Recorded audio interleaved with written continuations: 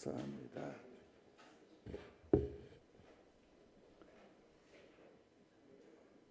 어찌든지 예레미야 에가스를 빨리 마치고 3월에는 부활절과 관련한 메시지로 넘어가기를 학수고대하면서 무척 애를 쓰고 있습니다. 그래서 오후 예배도 순서에 따르지 않고 할 수 있는 대로의 예가와 관련한 메시지로 2주 연속 묶어내기도 했습니다만 다음 주까지는 아무래도 에가스를 보아야 할 듯합니다. 많이 아픕니다. 지금 이스라엘이 하는 일이 제대로 되지 않습니다. 그렇다고 해서 딱히 뭐 어떤 전망이 되는 것도 없습니다. 비전이 없는 거죠. 사실은 어떤 깃발이 있어야 좀 불편해도 이길 수 있거든요. 또 으쌰하고 힘을 낼 수가 있는데 이거 뭐 희망도 없고 소망도 없고. 글쎄요, 예레미야가 계속해서 말했던 것은 쳐다도 보기도 싫고 듣기도 싫은 그 바벨론에게 항복하라든지 아니면 그 다스림에 복종하라라고 하는 이 치욕적인 그 일을 나로 하여금 감당하게 하라고 하니 참 희망도 소망도 없는 그런 난감한 가운데 있다라는 거죠. 그러면서 예레미야는 간간히 우리에게 힌트를 줬습니다. 그게 뭐냐면 왜 이렇게 아프지? 왜 이렇게 길이 뒤엉켜버리지? 왜 이렇게 힘에 겨워? 그랬을 때에 간간히 한 번씩 경종을 울려줬어요. 그게 뭐냐면 우리 속의 죄 때문이시죠. 여기서 죄라고 하는 것은 사람을 상해하거나 훔쳤거나 그러한 범죄가 아니라는 거죠. 예레미야가 이스라엘에게 매우 아쉽게 생각하는 죄악이라는 것은 뭐냐면 하나님을 좀 더 신뢰하지 못한 것. 그게 우리 속의 죄악이라는 거죠. 이 고통과 이 환난과 이 시련 가운데에서 우리 죄 때문이라고 하니까 뭐래? 내가 내 삶에 있어 그런 흔적이 전혀 없는데 내가 사기한 마음으로 살지 않았고 내가 불편한 마음으로 살지 않았고 누구에게 불편을 야기시키지도 않았고 뭐 나는 괜찮아. 그러나 이 속에 하나님은 뭘 보십니까? 하나님을 신뢰하지 않는 죄, 하나님 앞에 기도하지 않는 것, 하나님을 의지하지 않는 것, 하나님보다 앞선 내 선택, 결정, 이것을 하나님은 성경은 뭐라고 말합니까? 죄 때문이라고 말합니다. 사랑하는 성도 여러분, 저는 이제라도 늦지 않았다고 생각을 합니다. 아무리 힘들어도 하나님을 포기하지 않는 여러분들이 되시기를 중심으로 소원합니다. 이게 살 길인데, 이게 일어날 수 있는 비결이 되는데 어떻게 하나님을 부여잡느냐? 또 그러면 말하지요. 방법에 대해서 하나님 앞에 눈물로 나아가십시오. 그리고 말하십시오. 하나님 불쌍히 여겨 주십시오. 나를 도와주십시오라는 말보다는 나를 긍휼히 여겨 주옵소서. 이게 훨씬 더 저는 호소력 있는 기도라고 생각을 해요. 주시옵소서라고 하는 것보다는 은혜를 주옵소서. 여기에서 은혜라고 하는 것은 모든 선택권은 누가 가지는 겁니까? 그가 내게 베푸는 거잖아요. 모두가 다 힘에 겨워하는 그런 어려운 시절을 살아가고 있습니다. 하나님의 위로하심이 늘 함께 하시기를 주의 이름으로 축원합니다. 근데 1절을 한번 읽어 보겠습니다. 3장이죠. 같이 읽습니다. 여호와의 분노의 매로 말미암아 고난 당하는 자는 나로다. 아멘. 그래도 선지자잖아요. 그죠? 그는 이 아나돗 출신이라고 하질 않았습니까? 아나돗이라는 곳은 무엇입니까? 제사장 집안이 유배를 당해서 그 마을 촌락 전체가 다 제사장 동리란 말이에요. 그러니 나름대로 예레미야는 나면서부터 늘 영적인 분위기에서 생활을 해왔고 자랐고 교육을 받았고 그게 아마 인습관이 됐을 것으로 생각이 됩니다. 그러므로 보통 여러 치열하게 삶을 살아가는 백성들보다는 죄에 노출이 될 가능성이 그래도 조금 줄지 않았겠냐. 또 성경은 예레미야를 이 주무대에 등단시키면서 예레미야의 개인적인 죄악이거나 아쉬운 부분에 대해서 성경은 전혀 말하고 있지 않습니다. 그런데 여기 보면 고난 당하는 자는 누구라고? 예레미야 자신이라고 말합니다. 딱히 그에게는 죄됨이 없는데 괴로워하는 거죠. 왜 하나님께서는 지도자를, 리더를 좀 더 가뿐하게 하셔서 상큼하게 나를 따르라 하고 인도하면 좋겠는데 왜 함께 아파하게 하는지, 고난에 동참하게 하는지. 히브리서 4장을 보면 우리에게 있는 대제사장은, 여기에서 우리에게 있는 대제사장은 예수님을 말하는 것 아시지요? 우리의 연약함을 동정하지 못하실 리가 아니요 모든 일에 우리와 똑같이 시험을 받으신 이로되 죄는 없으시니라. 아멘. 이 말은 뭘 말하는 겁니까? 예수님께서는 우리를 구원하시기 위해서, 좀 더 다르게 표현하면 우리와 사귀고 싶어서, 우리를 사랑하는 마음 때문에 그는 위에서 내려오셔서 우리와 함께 허둥거리면서 텀벙거린다는 얘기입니다. 하나님께서 내려오셔서 우리와 함께 뭡니까? 터벅터벅 걷는다라는 겁니다. 하나님께서 내려오셔서 우리의 불편한 밤잠을 이루지 못하는 침상에 같이 누우신다는 얘기입니다. 그래서 우리의 아픔을 헤아리시고 보듬으신다라. 외람된 말씀인지는 모르겠습니다. 많이 아프시지요. 근데요, 그때 돌아보십시오. 정말 진실한 마음으로 손을 뻗어 보십시오. 거기에 하나님 계심을 발견할 수 있게 될 줄로 믿습니다.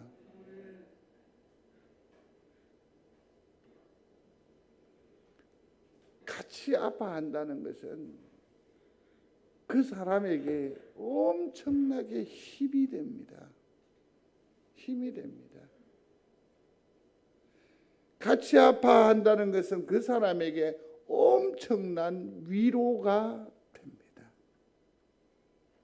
그래서 앞선 사람 예레미야로 하여금 고난에 동참하게 하는 겁니다. 고난에 동참하게 하는 겁니다. 혹 우리의 삶에 있어서도 하나님께서 고난과 같은 사망의 엄심한 골짜기를 긋듯하는 이러한 시련의 때를 허락하신 이유를 몰라서 아주 당황해하는 성도가 있습니까? 곰곰이 생각해 보십시오. 나로 하여금 상처받은 또 다른 상처받는 누구에게 위로자가 되게 하시기 위해서 나를 함께 고난의 자리로 청하신 하나님의 거룩하신 계획임을 볼 수 있었으면 좋겠습니다.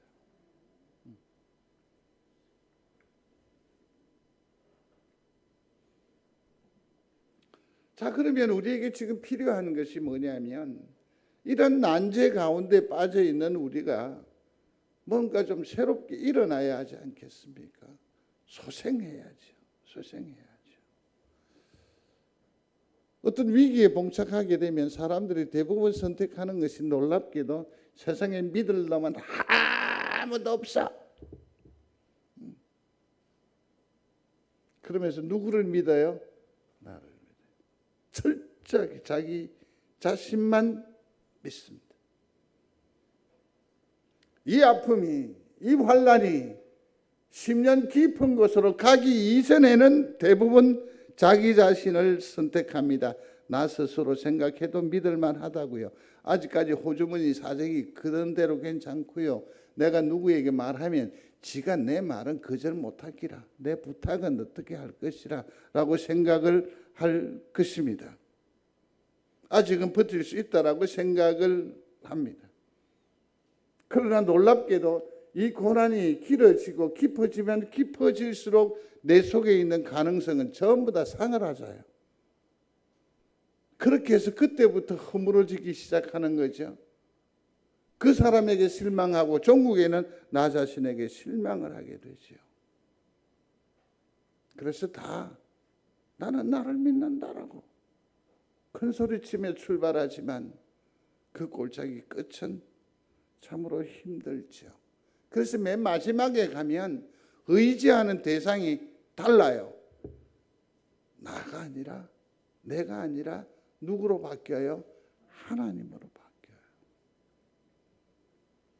이게 진짜 고난을 하나님께서 우리에게 주신 이유예요.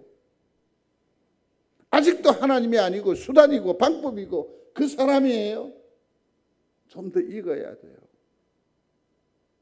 정말 가슴 아프고 상처가 되는 얘기가 될 수도 있어요.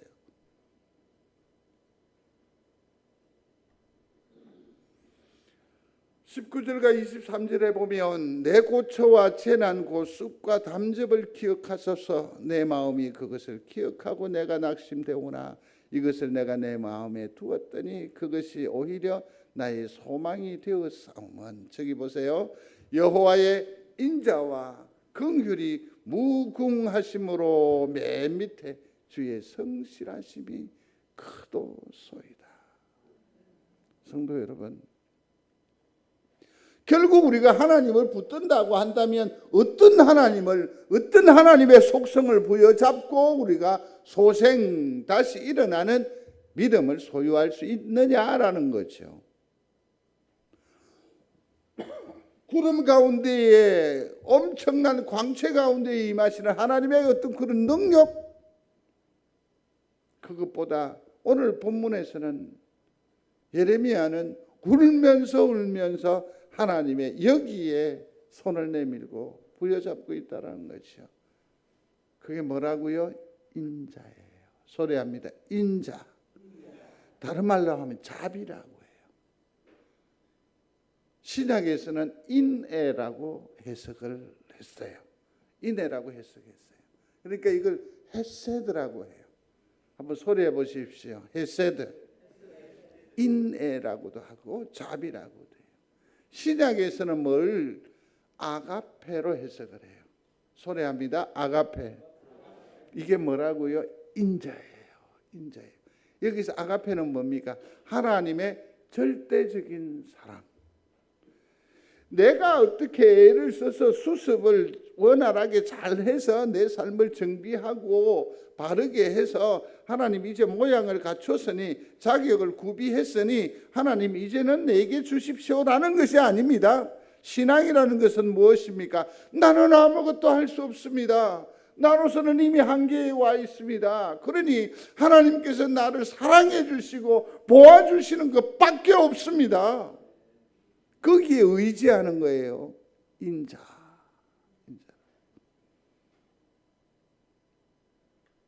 또 하나 긍휼이라고 했습니다. 이 긍휼이라는 말은 불쌍히 여긴다라는 얘기입니다. 불쌍히 여긴다. 이 용어를 어떻게 설명을 드려야 할까요? 신창원이라고 이름 들어보셨습니까? 희대의 탈주범이었지요. 온 나라가 들끓었더랬습니다. 근데 한편으로 생각하면 얄궂다 싶기도 하고 참 잔인하다라는 생각이 들 정도인데, 그 놀이의 그 집에 있는 아버지를 인터뷰를 한 적이 있습니다. 그때 그 아비가 이런 얘기를 합니다. 세상이 뭐라고 하든 죽지 말고 자수해 살아오거라. 이게 그 아비의 말이에요. 저렇게 막 몰아치니까, 세상이 자기를 막 추적하니까, 혹이라도 내 새끼 뭐 추악한 죄인이지만, 악하지만, 비난을 받지만 도전을 받는, 참으로 자랑할 것이 없는 부끄러운 아들이지만 그 아들이 목숨을 잃을까 봐, 상할까 봐. 이게 바로 긍휼히 여김입니다. 그렇습니다. 우리가 회복되시기를 원하십니까? 하나님의 인자하심과 긍휼하심을 기대어 다시 한 번 더 도전의 기회를 가지는 여러분들이 되시기를 중심으로 소원합니다. 여기에서는 세 가지가 부각이 되는데, 그 중 마지막이 뭡니까? 주의 성실하심입니다. 성실하심입니다. 하나님의 성실성, 말씀에 대한 신뢰, 곧 하나님의 말씀은 반드시 이루어진다, 이 말이에요. 내가 그렇습니다. 모든 것을 거두고 내려놓고 나 자신의 자존심마저도 내려놓고 오직 하나님의 인자와 긍휼에 의지해서 엉금엉금 눈물로 기어서 갔지만, 왜 갑니까? 말씀에 대한 기대치가 있기 때문에, 그 말씀을 믿기 때문에, 하나님께서 그리하면 나로 일어서게 하신다고 약속하셨으니까. 그런데 그것을 가지고 나아갔는데 신실하지 못한 하나님이 외면하면 어떻게 해요? 허사가 되잖아요. 그죠? 그러니까 뭡니까? 하나님은 반드시 약속을 지키신다라는 믿음을 가지고 소생하는 일은 인자와 긍휼로 하나님 앞에 무릎 꿇는 겁니다. 기도하는 겁니다. 눈물을 뿌리는 겁니다. 그러면 우리의 믿음이 소생할 줄로 믿습니다. 여기 성경이 주는 비결이지요. 비결이지요. 23절에 나와 있습니다. 이것들이 아침마다 새로우니 주의 성실하심이 크시도소이다. 사랑하는 성도 여러분, 제가 한번 그런 생각을 해본 적이 있습니다. 딸들과 이 얘기를 나누는 중에 이것이 얼마나 어려운 일이며 황당무계하다라는 것을 요즘 깨닫고, 그럼에도 불구하고 계속해서 도전을 하고 있습니다. 그게 뭐냐면, 저에게도 이제 황혼의 세월이 점점 다가오잖아요. 오늘 아침에도 그런 얘기했습니다. 세상에 저도 목에 주름이 생기더라고요. 그래서 내가 이래 하니까 보이대 이러는데, 못 본 척 해줬으면 좋았을 텐데. 네. 어떤 생각을 했냐면, 송정이 이건 어디에 스포트 한 장소를 딱 정해서 딱 그 시간에 그 사진을 꼭 찍고 싶어요. 그러면 겨울철에 딱 그 자리에서 그 시간에 사진을 찍으면 어떻게 해요? 컴컴하겠죠. 여름이면 한낮이 되겠죠. 계절의 변화를 알 수 있을 겁니다. 날씨의 추이를 알 수 있을 것입니다. 그 전경의 변화를 한번 시도해 볼까, 그런 생각도 한번 해보았습니다. 아침에 날마다 뜨는 해입니까? 그러나 예레미야는 그러지 않았습니다. 이것들이 아침마다 새롭다라고 했습니다. 해가 돋을 때에 그것을 똑같이 그냥 그렇고 그런 시간의 흐름으로 해석을 하지 않고, 하나님께서 내게 주신 뭐라고요? 오늘이라고 하는 새로운 기회, 이건 어제 것도 아닙니다. 전혀 새로운 겁니다. 새로운 찬스라고 생각을 하는 거죠. 사랑하는 성도 여러분, 우리는 너무 지나치게 뒤를 돌아봄으로 말미암아 좌절하는 경우가 들어 있습니다. 아닙니다. 우리는 놀랍게도 위를 보고 살아가도록 창조되어졌습니다. 좀 더 적극적으로 말하면 앞을 보고 나아가는 존재라는 얘기입니다. 그렇다고 한다면 지금 우리는 우리의 삶이 하나님 앞에 합당한지, 또 하나님 앞에 아름다움을 추구할 수 있는 가능성이 내게 있는지 날마다 생각하시되 내 속에서는 불가능합니다. 그러나 내가 가능성이 있다라는 것은 뭐냐면 내 속에 누가 계십니까? 하나님께서 말씀으로 붙드시고 그의 성실함으로 나를 지키시는 거죠. 그러면서 내 앞에 있는 모든 것들을 다 뭐하게 하신다? 새롭게 해 주신다고요. 믿는 여러분들이 되시기를 바랍니다.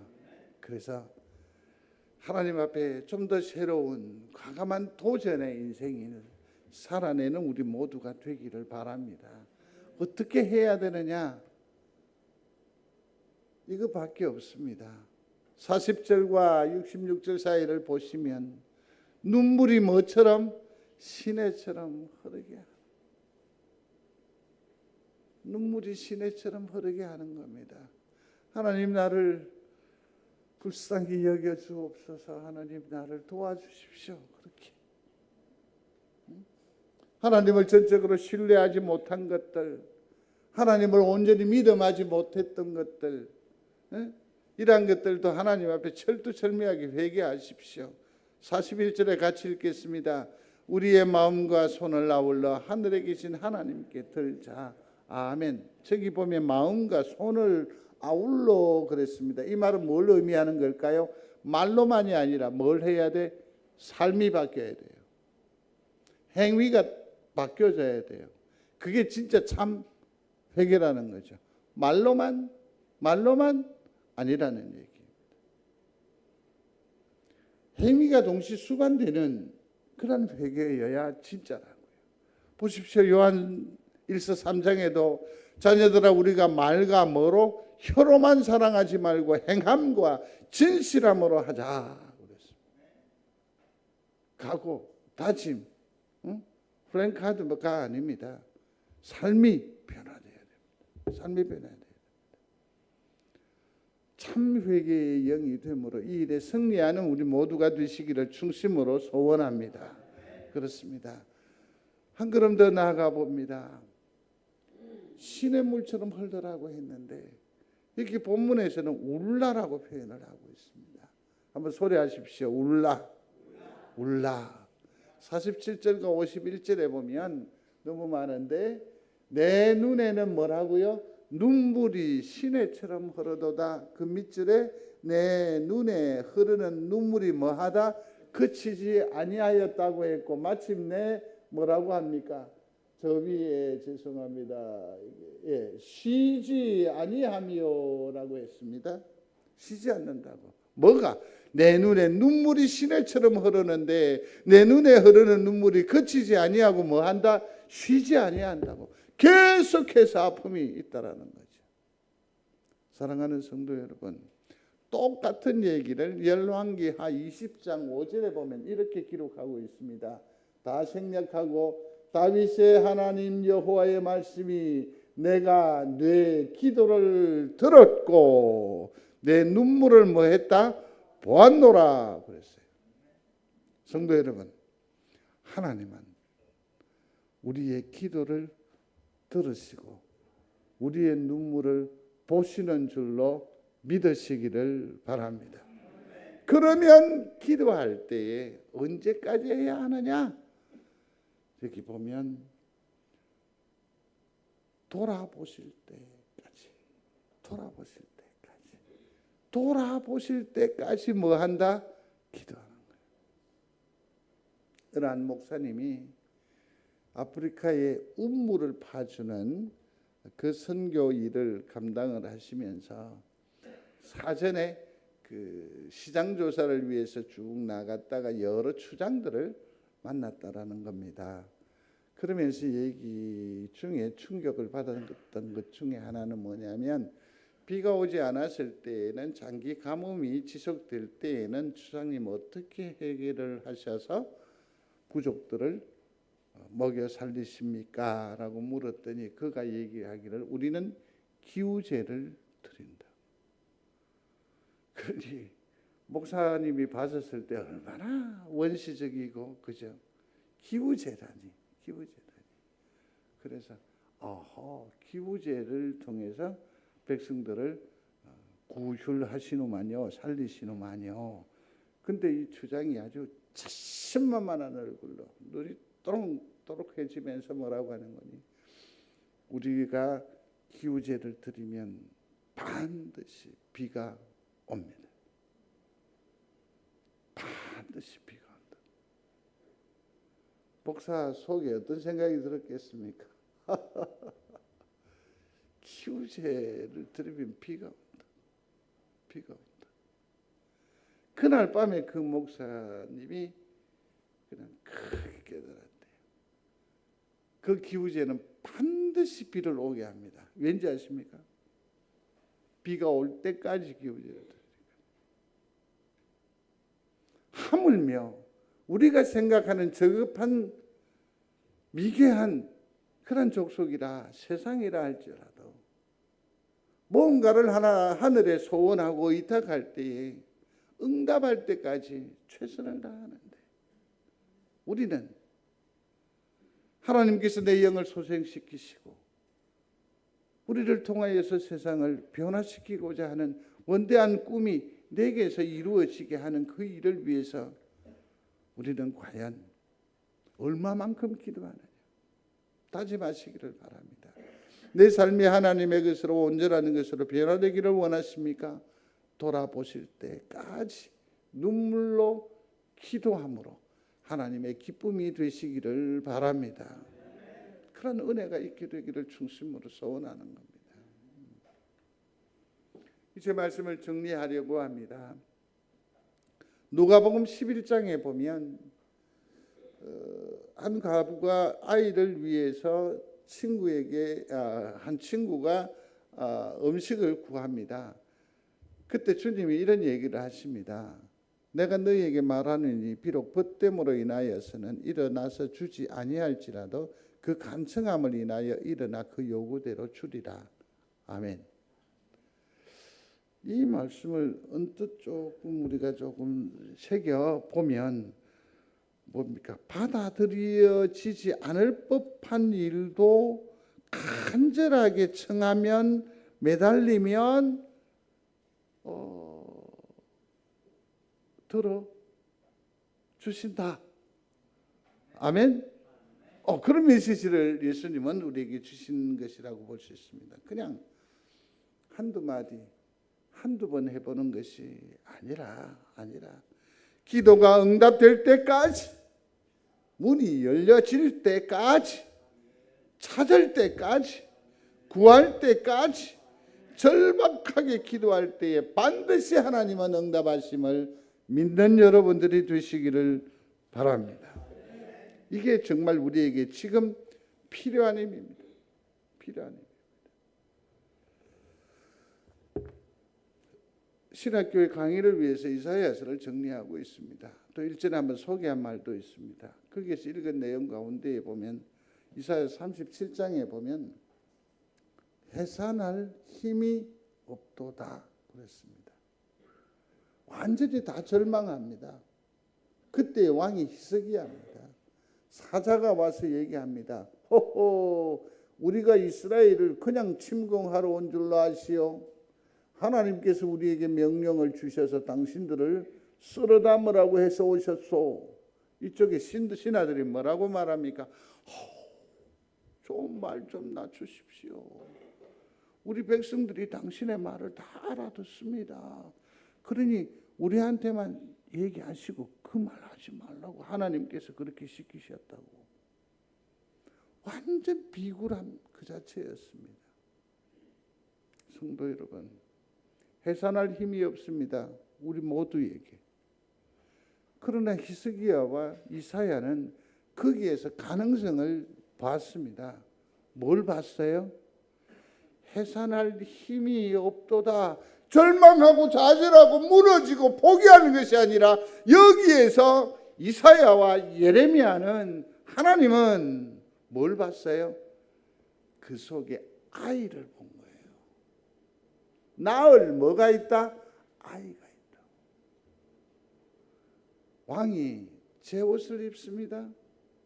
그 신하들이 죄를 뒤집었습니다. 하나님 앞에 회개에 자복합니다. 철저하게 두들겨 맞으면서도 무너지면서도 깨어지면서도 그 생명을 위해서 끝까지 하나님 앞에 메어 달립니다. 이사야서가 66장입니다. 그 끝에 가서 하나님이 뭐라고 말씀하시느냐 하면 내가 아이를 갖게 하였으니 어찌 낳지 않게 하겠느냐. 사랑하는 성도 여러분, 응답할 때까지 여기에서는 오늘 본문의 마지막 절에 보면 내가 주께 아뢰나라 주께서 내게 가까이 하여 이르시되 두려워하지 말라. 두려워하지 말라. 그죠? 그러니까 주님께서 우리에게 말씀하실 때까지 눈물을 시내처럼 쏟음으로 하나님의 사랑과 하나님의 은혜를 회복하는 우리 귀한 믿음의 권속들이 다 되시기를 주의 이름으로 축원합니다. 그렇습니다. 우리의 기도 제목은 이것입니다.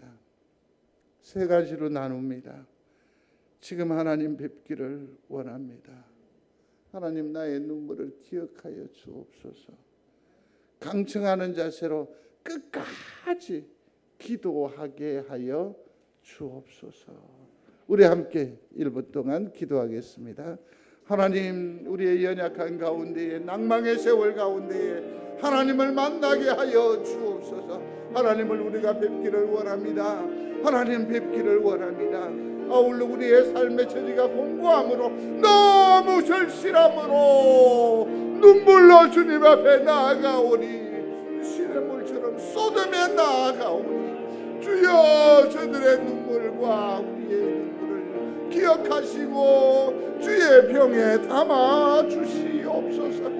아버지 하나님이여, 한두 번의 기도와 한두 번의 시도가 아니라 아버지 하나님이여 주께서 말씀하실 때까지 응답하실 때까지 계속해서 기도하는 영 되게 하여 주옵소서. 그러므로 이 제단이 참으로 기도의 마질에 기도하는 집이 되도록 은총을 더하여 주옵소서. 고마우신 하나님, 어려움 중에 있지만 저들의 가정이, 이 제단이 만민의 기도하는 집과 교회가 되게 하시어서 조만간 하나님의 은혜를 누리게 하여 주옵소서.